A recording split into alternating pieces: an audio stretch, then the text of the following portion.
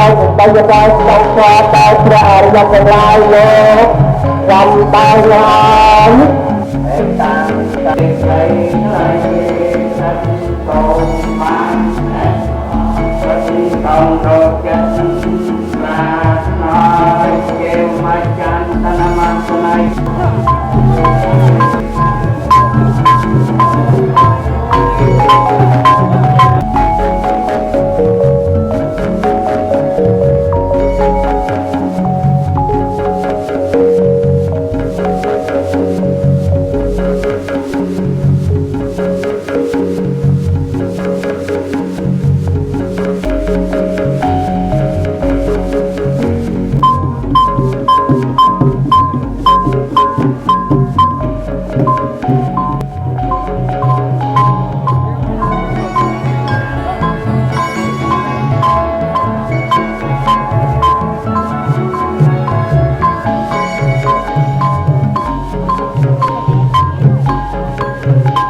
ដល់ហើយទៅពីផងអោយជាសាស្ត្របាត់ទៅទៅ